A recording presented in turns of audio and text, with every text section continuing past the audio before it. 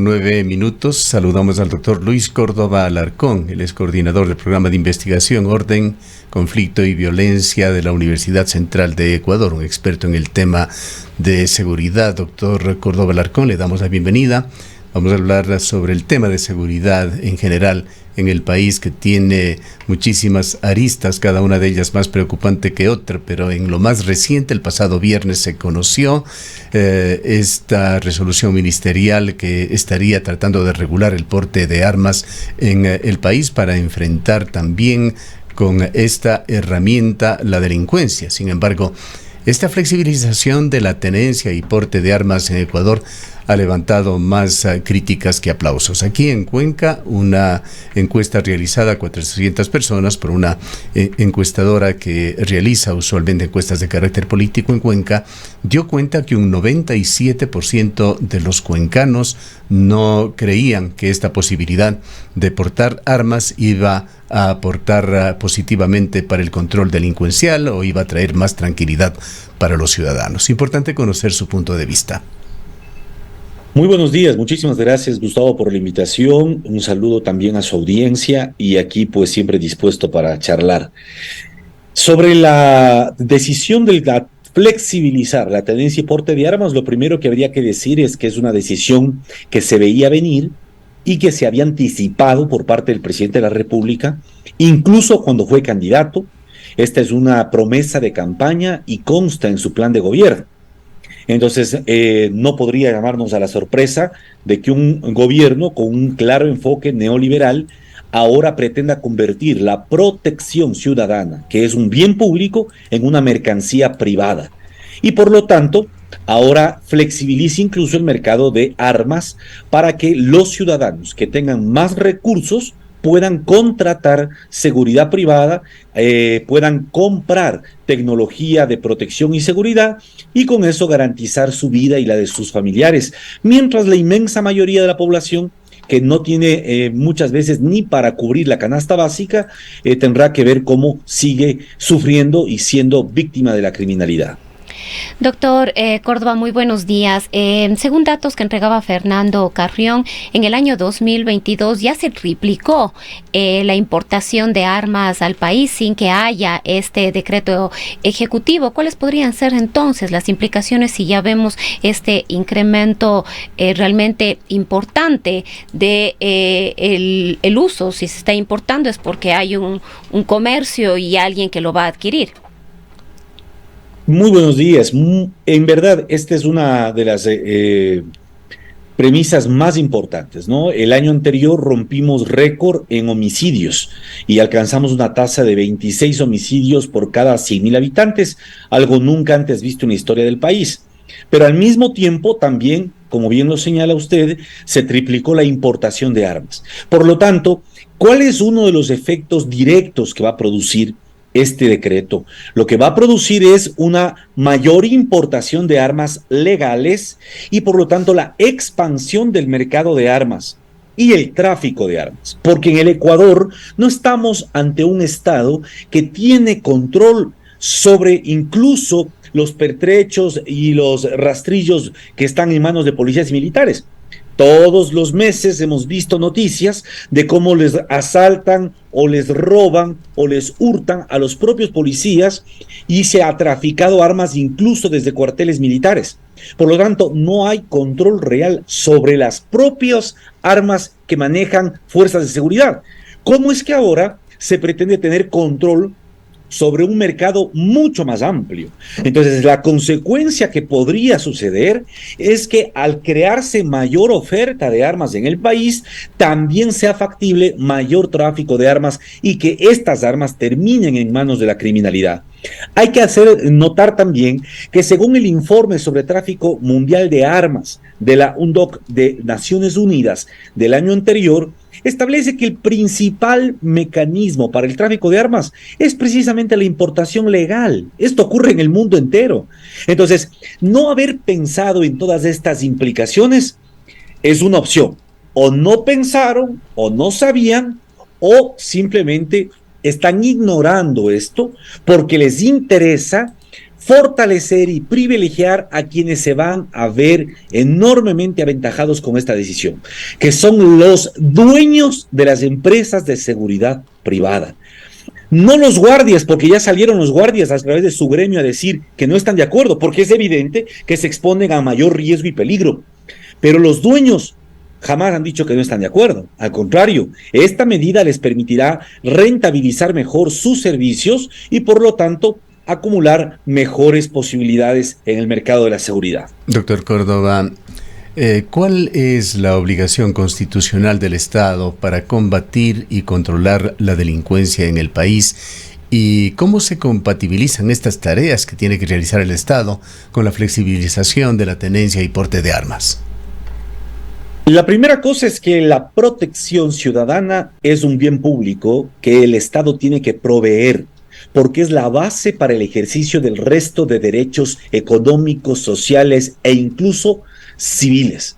Si yo no tengo protección ciudadana, no puedo salir a trabajar porque temo que me maten, me asalten, me secuestren. Si no tengo protección ciudadana, no puedo mandar a mis hijos a la escuela, como ocurre en Esmeraldas o en otros lugares de Guayaquil, porque hay balaceras y pueden matarlos. Entonces, la protección ciudadana es un bien público sine qua non. Por eso las instituciones policiales cumplen un rol fundamental. Pero la lógica de la seguridad no es un enfoque de acumulación de poder, recursos o armas, sino que es relacional. Y ahí el Estado tiene un factor o un rol fundamental. No solo cuenta el Estado con poder coercitivo, con instrumentos de coerción, de represión, sino también con poder infraestructural. Esto quiere decir que el gobierno debe proveer bienes públicos y servicios básicos, no solo fortalecer policías y militares o incrementar la presencia de ellos en las calles. Si es que se hace lo uno sin lo otro, si hay coerción sin inversión, evidentemente no hay un ecosistema seguro en las ciudades o en el campo. Y lo que vemos en el Ecuador es precisamente aquello. Un gobierno que prescinde de la inversión social, de políticas de inclusión socioeconómica y que pretende la saturación policial, poniendo más policías, poniendo más militares en cada calle, pretende resolver un problema que no está por ahí, porque no se está atacando las economías ilícitas, y una de ellas es claramente el tráfico de armas. Quisiéramos también enfocar con usted otro aspecto, este giro que está dando hacia acciones de terrorismo, es decir, de generar justamente miedo, terror en la población con fines delincuenciales. Hay varios ejemplos y entendemos que autoridades del Estado estaban ya considerando la posibilidad de declarar algunas de estas acciones y a algunos de los grupos como terroristas. Está allí la masacre en Esmeraldas, un claro desafío al propio Estado ecuatoriano. Vehículos con explosivos que han sido denunciados por lo menos en 3 gasolineras del Ecuador con el propósito de, si es que se consumaban estos atentados, generar una verdadera catástrofe en los barrios en los cuales se producía. Hay también una serie de situaciones que han sido denunciadas por medios de comunicación, particularmente Diario El Universo, que dan cuenta de una serie de secuestros con desmembramiento, con acciones de extrema crueldad que están dándose allí en la ciudad de Guayaquil. Este tema de las vacunas también, que aterroriza y atemoriza a la población, que ha llegado a prácticamente a todas las ciudades del país. Cuenca no es una excepción. Hay una información de uno de los gremios de comerciantes del país que hablan de que casi un 20% de los comerciantes estarían ya pagando vacunas en Ecuador. Coméntenos sobre este aspecto, este giro que está tomando la delincuencia en el país.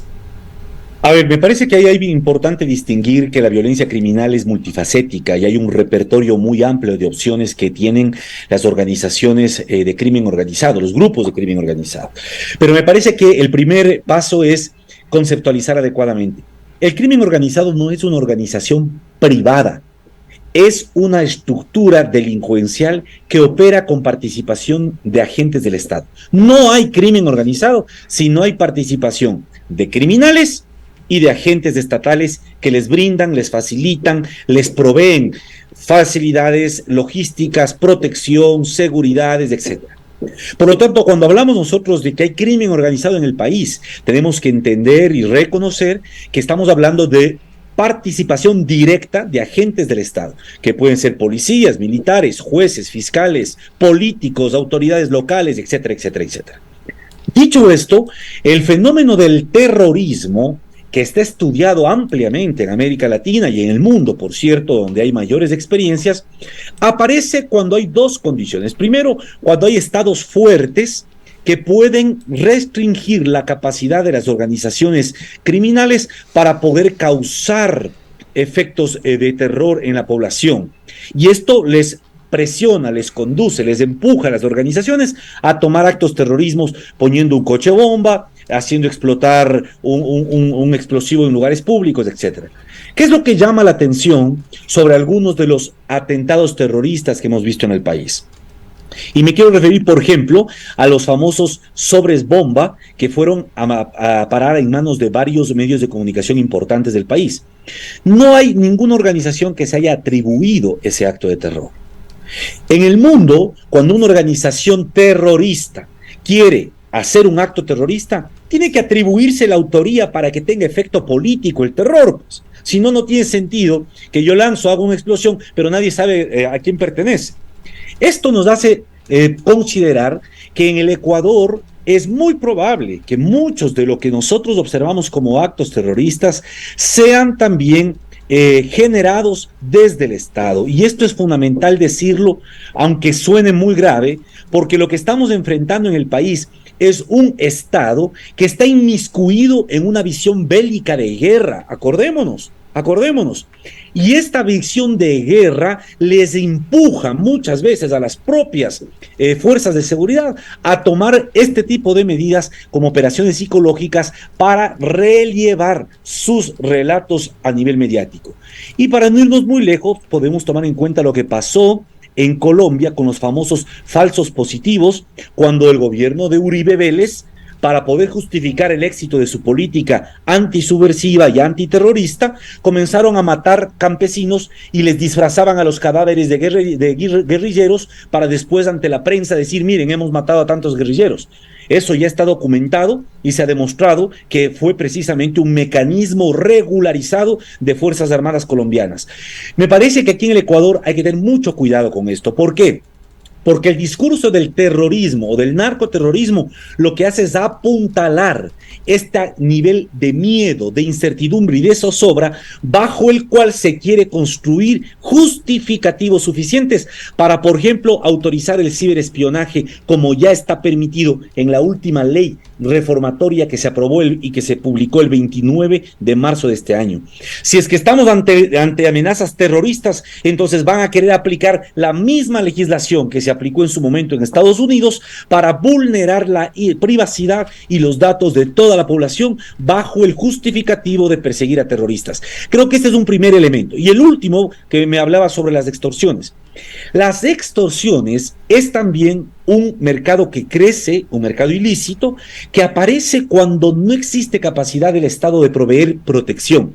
Porque el primer mecanismo extorsivo es de aquellas pandillas que garantizan, que ofrecen protección a un negocio a cambio de un impuesto ilícito, un impuesto informal. Y después van escalando en nivel de extorsivo.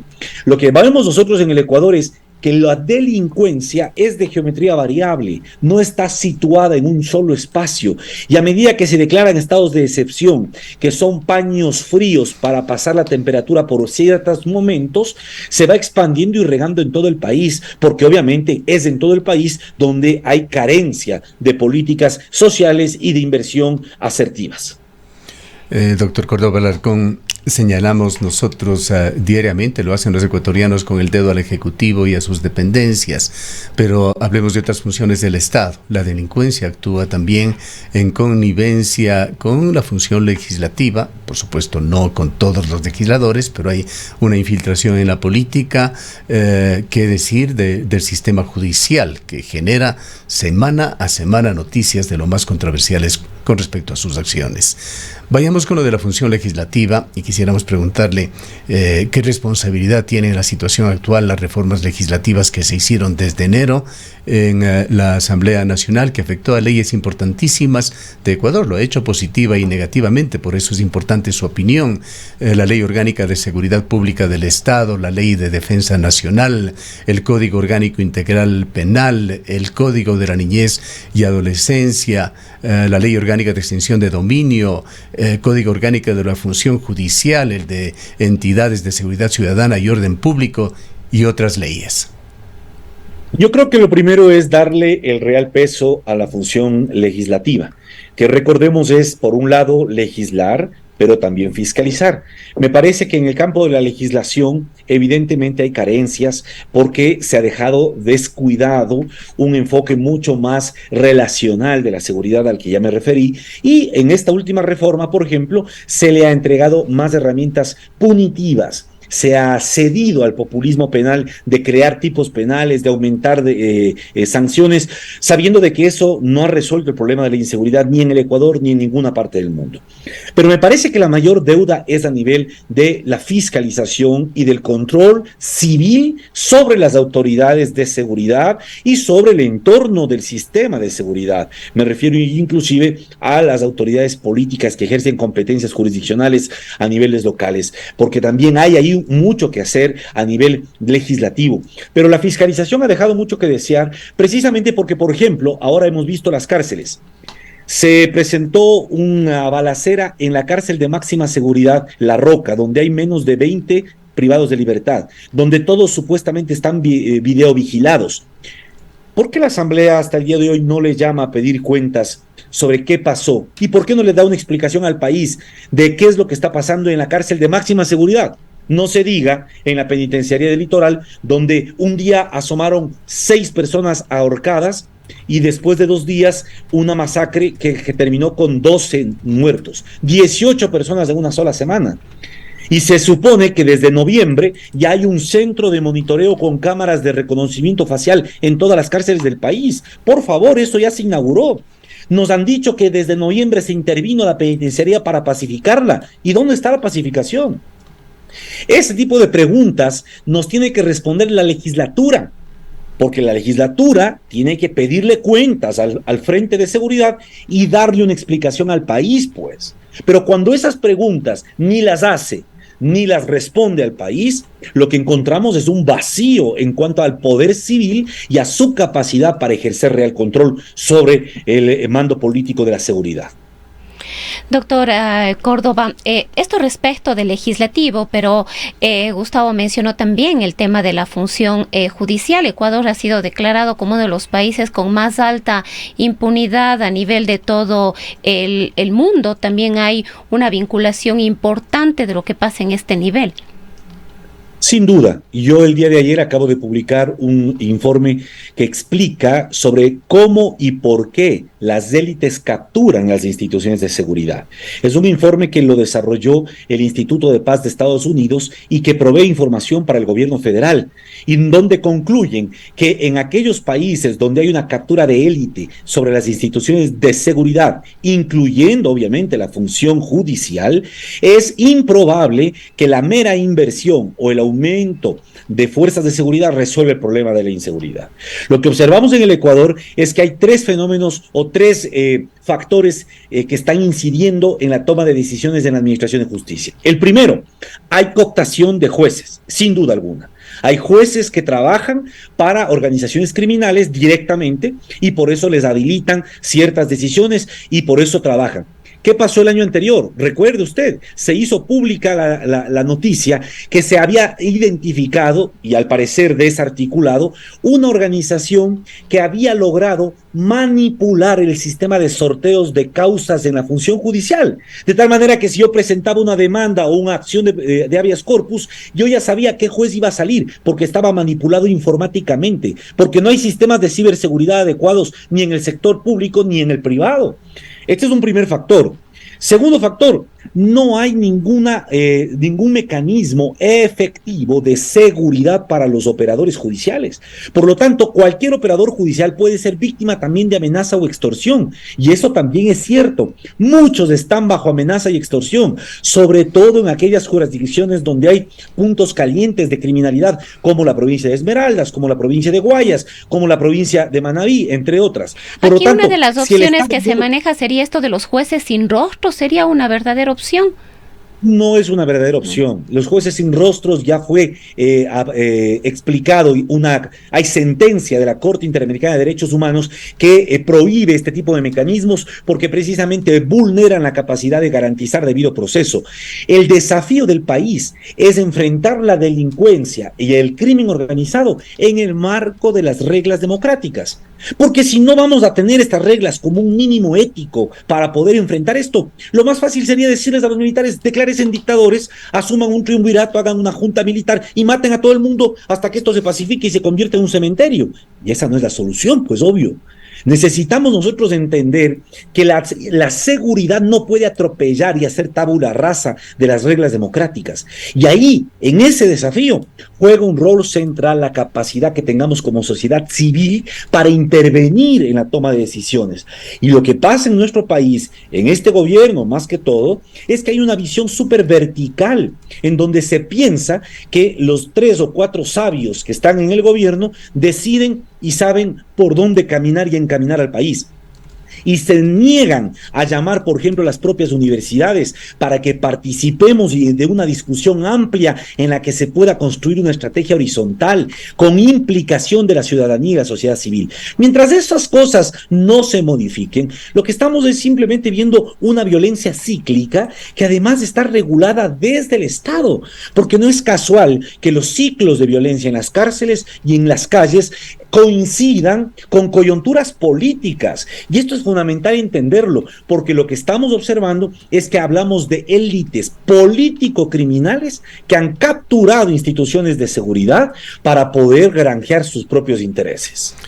Doctor Córdoba, el presidente de la República en una entrevista en CNN, evidentemente con difusión mundial, dijo que el Consejo de Seguridad del Estado ha declarado al narcotráfico como el enemigo número 1 de la sociedad ecuatoriana. Y en sus políticas más visibles habló sobre el porte de armas, sobre la participación del ejército en materia de seguridad.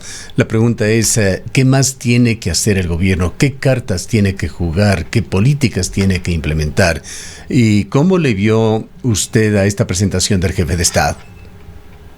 Digamos, la respuesta a la primera parte de la pregunta es muy amplia y desbordaría lo que podríamos ahora decir. Creo que además no tengo la vara mágica para poder solucionar todo, pero sí creo que es importante decir al menos 3 cosas. El primer error es conceptual. Mientras sigamos en esta jaula de pensar que los narcotraficantes son los enemigos a vencer en una lucha de suma cero y no se entienda que los narcotraficantes no operan al margen del Estado. Y el caso de Cherres y su vínculo con el círculo íntimo del propio presidente es una demostración de aquello. La mafia albanesa no puede sacar droga del país si es que alguien en las aduanas no les permite hacerlo, si es que alguien en los aeropuertos no le permite hacerlo. Y es eso lo que hay que entender. La segunda cosa es que la declaratoria de guerra al crimen organizado, como ha pasado ya en otras partes de América Latina, lo único que produce es un reguero de sangre, la multiplicación de las organizaciones criminales, pero eso sí, enormes negocios en torno a la seguridad. Ya recordemos lo que anticipó el propio ministro Zapata, que a mediados de este año ya llega la primera flota de carros blindados para entregarles a los militares para que entren a trabajar contra los narcotraficantes en Esmeraldas y en Manabí. Carros blindados, por favor. Una locura, cuando aquí lo que necesitamos es gasas y medicinas para los hospitales públicos y aquí lo que traemos es carros blindados. Habrá que después saber quiénes hicieron estos negocios, cómo están intermediando, cuáles son los costos de estos negocios. Eso es lo primero. Y lo segundo, lamentablemente el presidente me parece que no preside, y esa es otra cosa que hay que decirlo. El presidente no preside.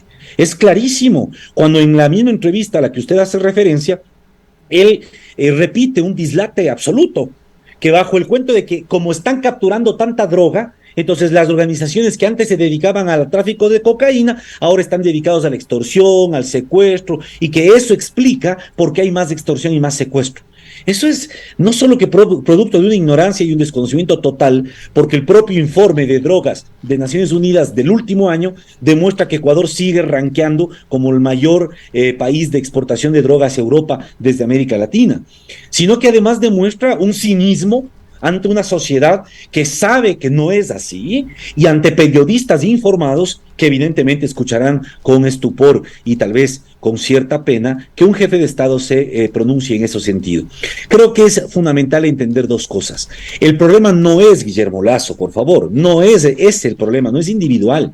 El problema es que hay una política económica en el gobierno que está socavando la seguridad de los ecuatorianos. Esto es fundamental entender. No hay posibilidad de mejorar las condiciones de seguridad si no se pone en discusión el modelo socioeconómico que está construyéndose en el país. Porque a medida que nosotros estamos entrando en una espiral de violencia cada vez más amplia, los ciertos sectores económicos siguen mejorando sus posiciones. Mientras son incapaces como gobierno de enfrentar la violencia criminal, ya van negociando 7 tratados de libre comercio sin que nadie diga un pío y ni siquiera sepamos las condiciones de negociación. Mientras estamos en violencia criminal, inundados en sangre en algunas zonas de Guayaquil, en la propia ciudad de Guayaquil, la industria de la inmobiliaria y de la construcción, como nunca antes, sigue rankeando en sus ingresos y ganancias. ¿Cómo se explica todo esto? Lo que hay que decirlo es claramente una política económica que está reduciendo las condiciones de seguridad de la población como una estrategia de control social y de disminución de la conflictividad social, mientras que hay élites económicas que lamentablemente están beneficiándose de toda esta situación. Para finalizar, doctor Córdoba, ¿en qué medida coincidiría usted con lo que han señalado algunos analistas de que en Ecuador está en marcha una conspiración política delincuencial? Grupos políticos dicen, conjuntamente con las mafias delincuenciales, tratando de cambiar al presidente de la República para poner otro presidente, otro gobierno más funcional a sus intereses. Diría que esa es una lectura miope o ingenua, porque el crimen organizado no opera con etiquetas políticas o ideológicas.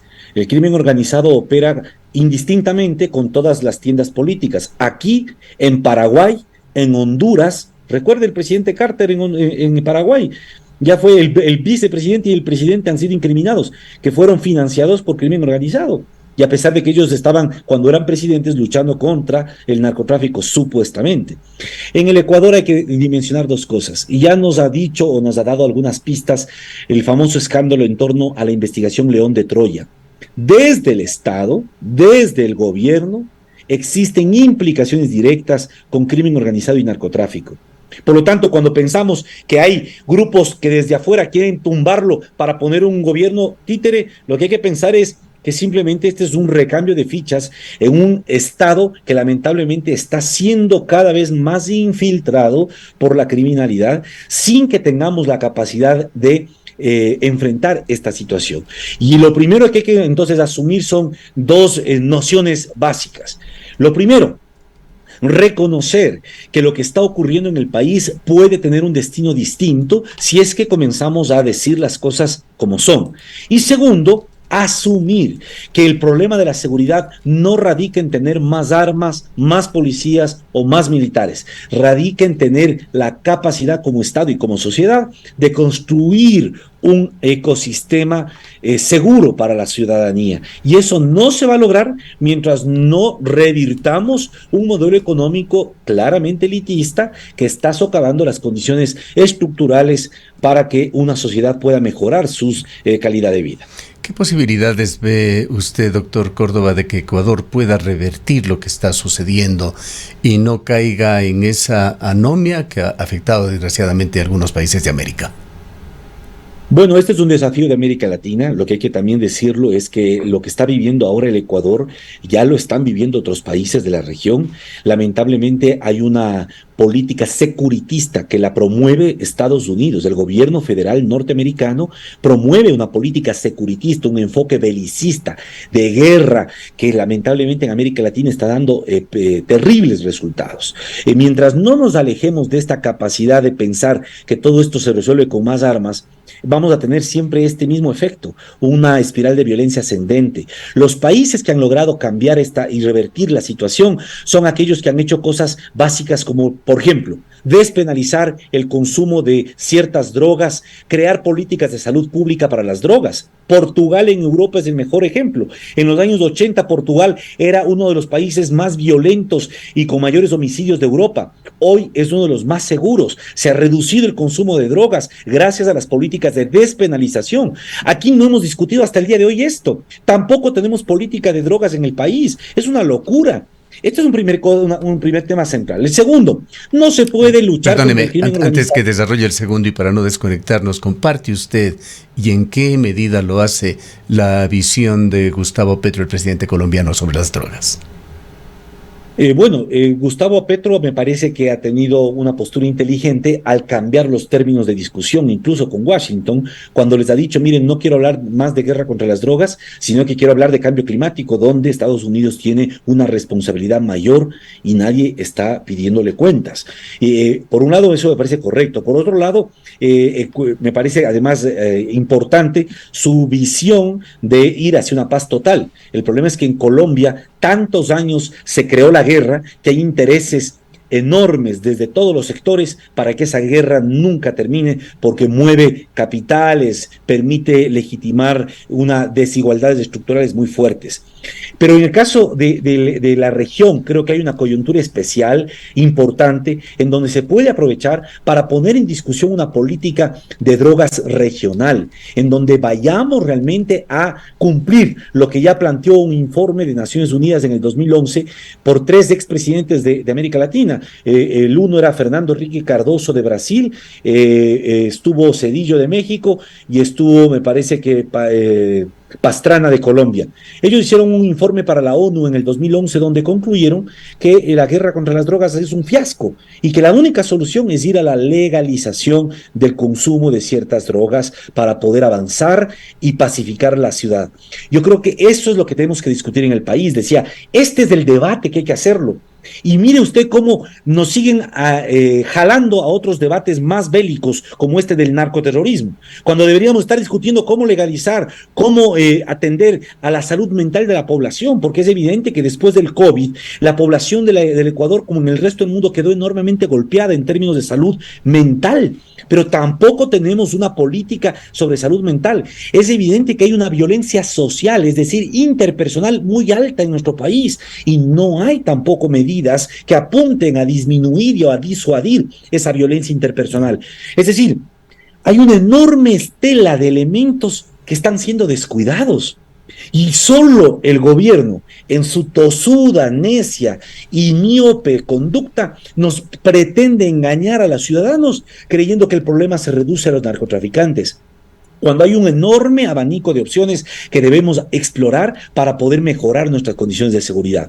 Sí hay alternativa, y eso hay que decirle al país, porque el país necesita expectativas de que sí hay cómo cambiar esto, y esto se logra y se puede hacerlo. Hay experiencias, hay estudios que lo demuestran. Lo que pasa, lo que no hay, es voluntad política de ningún sector en el Ecuador para asumir que es otro destino posible en el país. Antes de mi pregunta sobre el presidente colombiano Petro, iba usted a una segunda parte de sus conclusiones. No sé si ya lo desarrolló, doctor Córdoba. Yo le decía que hay al menos 3 medidas básicas para revertir toda esta situación. La primera, el política de drogas. La segunda, el tema de inteligencia financiera y económica. O sea, queremos 30,000 policías más en las calles, pero no aumentamos un solo analista en la UAFE. ¿Cómo es posible? Cuando todo el dinero sucio de narcotráfico y de otras economías ilícitas se está licuando en el sistema financiero privado. ¿Saben por qué no lo hacen? Porque eso significaría también poner el dedo en la llaga a muchos del sector formal de empresariado que lamentablemente también se aprovechan de esta falta de control para hacer otro tipo de procedimientos. Y la tercera medida elemental, básica y absolutamente posible, mecanismos de control civil sobre fuerzas de seguridad. ¿Quiénes son los que nos dan los datos de homicidios en el país? Actualmente los únicos son la policía, pero no hay un solo funcionario civil, no hay un solo mecanismo civil que verifique si los datos son ciertos o son falsos. Puede haber un enorme subregistro de homicidios en el Ecuador, por favor. De hecho, lo hay. Hay zonas de Esmeraldas donde ni siquiera se están levantando partes policiales y por lo tanto no hay registro de la dimensión del problema. No hay control sobre cómo se generan las estadísticas. Por lo tanto, puede haber manipulación metodológica en la contabilización de las estadísticas sobre otro tipo de delitos, como extorsiones, como robo de autopartes, etcétera, etcétera. Por lo tanto, si no hay mecanismos mínimos de control civil sobre estas instituciones de seguridad, es improbable que como país tengamos veracidad sobre los datos. Y al no tener datos veraces, es evidente, no podemos construir política pública efectiva. Bien, muchas gracias por habernos atendido. A ustedes, muy amables. Declaraciones del doctor Luis Córdoba Alarcón, él es coordinador del programa de investigación Orden, Conflicto y Violencia que funciona en la Universidad Central del Ecuador. Son las 8 horas.